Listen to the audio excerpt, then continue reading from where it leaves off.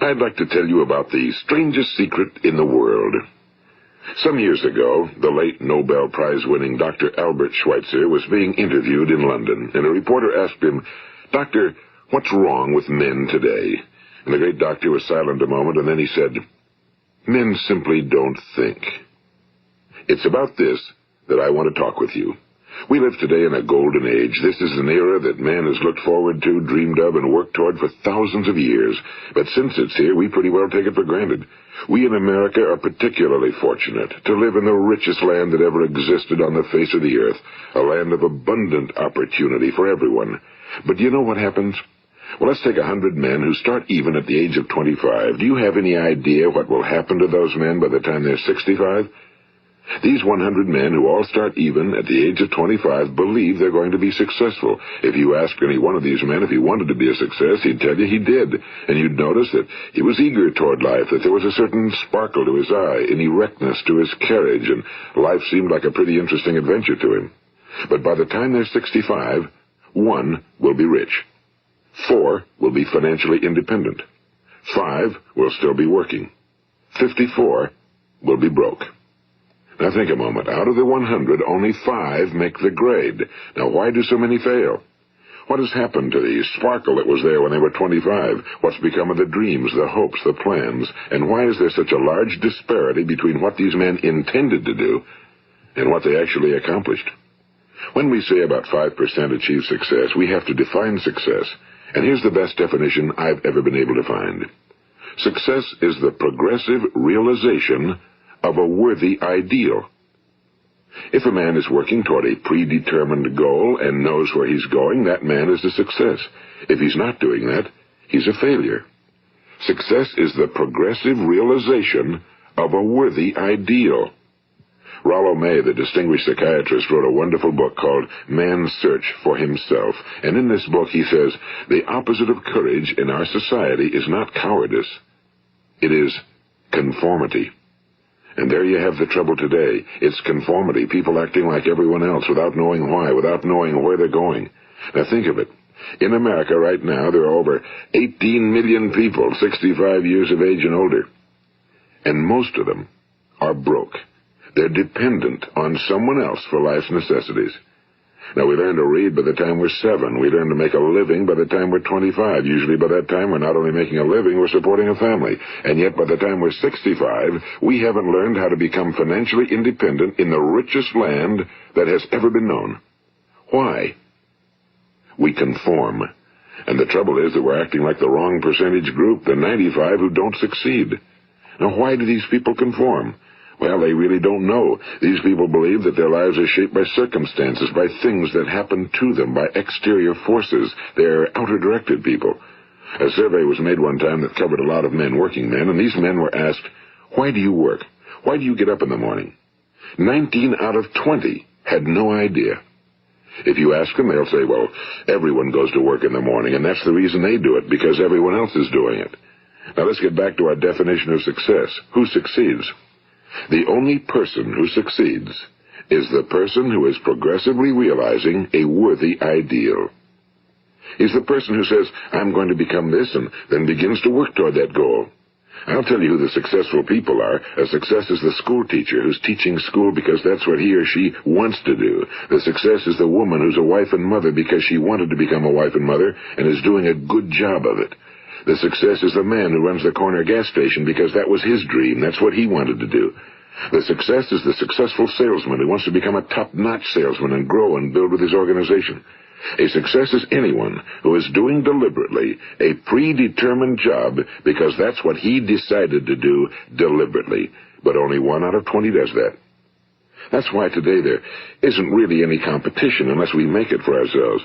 Instead of competing, all we have to do is create. You know, for 20 years, I looked for the key which would determine what would happen to a human being. Was there a key I wanted to know which would make the future a promise that we could foretell to a large extent? Was there a key that would guarantee a person's becoming successful if he only knew about it and knew how to use it? Well, there is such a key, and I've found it. Have you ever wondered why so many men work so hard and honestly without ever achieving anything in particular, and others don't seem to work hard and yet seem to get everything? They seem to have the magic touch. You've heard them say that about someone. Everything he touches turns to gold. And have you ever noticed that a man who becomes successful tends to continue to become successful? And on the other hand, have you noticed how a man who's a failure tends to continue to fail? Well, it's because of goals. Some of us have goals, some don't. People with goals succeed because they know where they're going. It's that simple. Think of a ship leaving a harbor, and think of it with the complete voyage mapped out and planned. The captain and crew know exactly where it's going and how long it'll take. It has a definite goal. Now, 9,999 times out of 10,000, it will get to where it started out to get. Now let's take another ship, just like the first, only let's not put a crew on it or a captain at the helm. Let's give it no aiming point, no goal, no destination. We just start the engines and let it go. I think you'll agree with me that if it gets out of the harbor at all, it will either sink or wind up on some deserted beach, a derelict. It can't go anyplace because it has no destination and no guidance, and it's the same with a human being. Take the salesman, for example. There's no other person in the world today with the future of a good salesman. Selling is the world's highest paid profession, if we're good at it, and if we know where we're going. Every company needs top-notch salesmen, and they reward those men. The sky's the limit for them. But how many can you find? Someone once said the human race is fixed, not to prevent the strong from winning, but to prevent the weak from losing. The American economy today can be likened to a convoy in time of war. The entire economy is slowed down to protect its weakest link, just as the convoy had to go at the speed that would permit its slowest vessel to remain in formation. That's why it's so easy to make a living today. It takes no particular brains or talent to make a living and support a family today. So we have a plateau of so-called security, if that's what a person's looking for. But we do have to decide how high above this plateau we want to aim. Now let's get back to the strangest secret in the world, the story that I wanted to tell you today. Why do men with goals succeed in life and men without them fail? Well, let me tell you something which, if you really understand it, will alter your life immediately. If you understand completely what I'm going to tell you from this moment on, your life will never be the same again. You will suddenly find that good luck just seems to be attracted to you. The things you want just seem to fall in line, and from now on you won't have the problems, the worries, the gnawing lump of anxiety that perhaps you've experienced before. Doubt, fear, well, they'll be things of the past. Here's the key to success and the key to failure. We become what we think about. Now let me say that again. We become what we think about.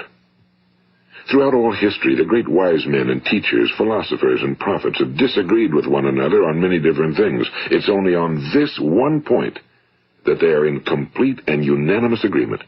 Listen to what Marcus Aurelius, the great Roman emperor, said. A man's life is what his thoughts make of it. Disraeli said this, everything comes if a man will only wait. I've brought myself by long meditation to the conviction that a human being with a settled purpose must accomplish it, and that nothing can resist a will that will stake even existence for its fulfillment. Ralph Waldo Emerson said this, a man is what he thinks about all day long. William James said, the greatest discovery of my generation is that human beings can alter their lives by altering their attitudes of mind.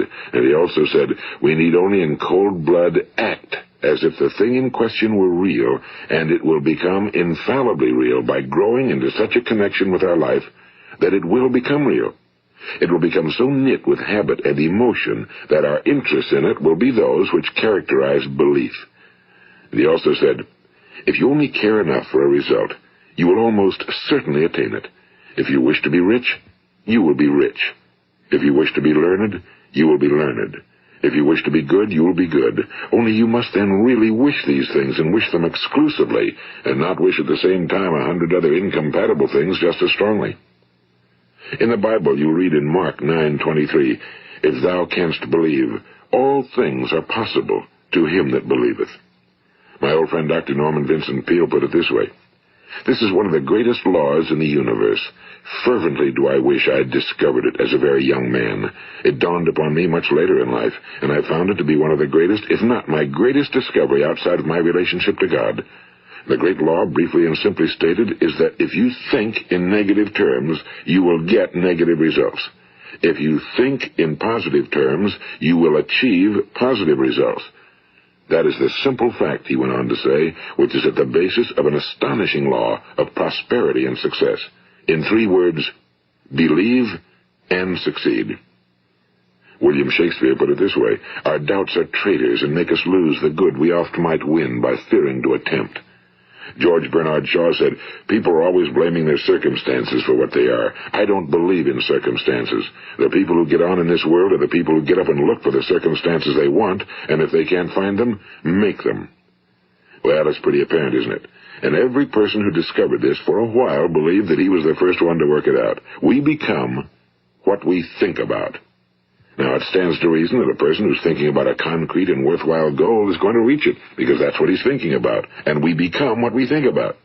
Conversely, the man who has no goal, who doesn't know where he's going, and whose thoughts must therefore be thoughts of confusion and anxiety and fear and worry, becomes what he thinks about. His life becomes one of frustration and fear and anxiety and worry.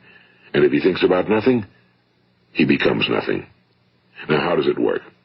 Why do we become what we think about? Well, I'll tell you how it works as far as we know.